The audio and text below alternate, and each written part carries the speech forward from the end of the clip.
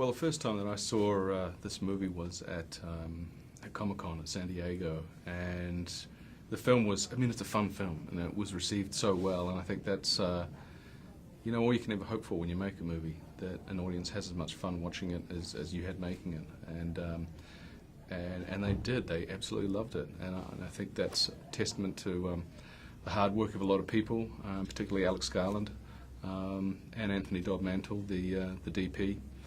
This is a very visual film, and if you're going to see it, you really got to see it in 3D. The experience of making Dredd was a really good one.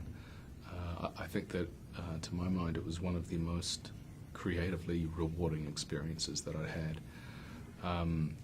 Our writer, Alex Garland, was on set the whole time, and for me as an actor, that was a luxury. Whenever I would have a question about what was on the page, I was able to turn to the guy who actually wrote it. So from that standpoint, it was fantastic. And then, of course, you know, having the opportunity to work with the likes of Olivia Thirlby and Lena Headey, and I really think that their work is you know, partly what makes this film so appealing. It's not usual in a film to have two strong female archetypes, and two played so brilliantly well.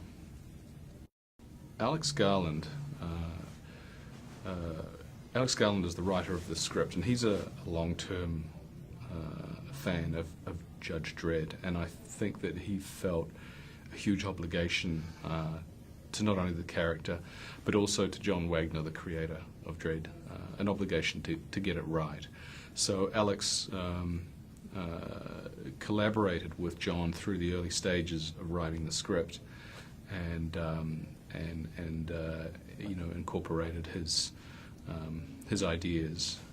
There were a few things specifically that was very important to John. One of which was to have, at some point, have a citizen of Mega City 1 thank Judge Dredd, because, you know, Dredd is there to protect and serve the people. Yes, yeah, there was an extensive training for the film. We trained with an ex-British military lot in Cape Town, and that was really interesting. They put us in as live a situation as you'd ever want to get. We were given these sort of semi-soft air pistols that were sort of built to be just exactly like the lawgiver that we use in the film, the guns. And we would tactically go through the actual set, and what they did was actually sort of hide a couple of members of the stunt team in there, and we would engage in real firefights with them, well, as real as you'd ever want to get. And that was really interesting. It was sort of, you know, to sort of inform you about what the end game was.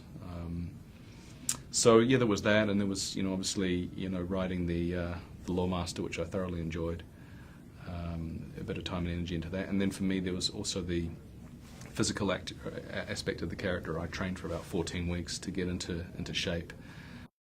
But the thing is, he's not a superhero. He's an ordinary man, and I think that, you know, what appeals to me about the character is the fact that his brand of heroism is defined by the fact that, as I said before, that he's the guy who's going into these dangerous situations when a normal person is running in the opposite direction.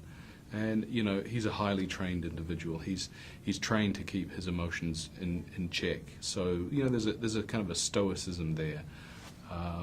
But that being said, you know, what really humanizes the character are things like his sense of humor. You know, he's a wonderful, dry sense of humor, and he delivers those, you know, great one-liners that you come to expect from this sort of a picture. But they're grounded in reality. You know, they're treated in the right way.